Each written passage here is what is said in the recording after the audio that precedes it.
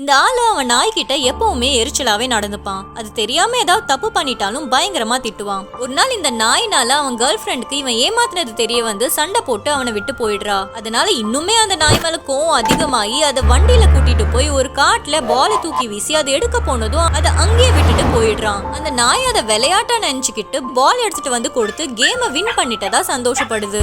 அடுத்த நாள் திரும்ப அதை வண்டியில கூட்டிட்டு போய் இன்னும் கொஞ்சம் தூரமா பாலை தூக்கி வீசுறான். இப்படியே கொஞ்சம் கொஞ்சமா தூரம் அதிகமாயிட்டே போகுது. ஆனா எல்லா முறையும் அந்த நாய் பாலோட சரியா வீட்டுக்கு வந்துடுது. அதனால கடுப்பாய் இந்த தடவை ஊருக்கு வெளியே போய் ஒரு பழைய பில்டிங்கோட மூடி இருந்த கேட்டுக்குள்ள பாலை தூக்கி வீசிடுறான். நாயினால அந்த கேட்டுக்குள்ள போக முடியல. சோ பக்கத்துல இருந்த ஒரு பைப் மேல ஏறி அங்க இருந்த ஒரு ஜன்னல் வழியா உள்ள குதிச்சு பில்டிங்குள்ள இருந்து வந்து அந்த பால் எடுத்துட்டு பார்த்தா எப்பவும் போல அங்க அவனை காணோம். ஆள் நடமாட்டமே இல்லாத புது இடத்துல என்ன பண்றதுன்னே தெரியாம பயந்து பால் எடுத்துட்டு போய் அவனுக்காக வெயிட் பண்ணிட்டு இருந்தது.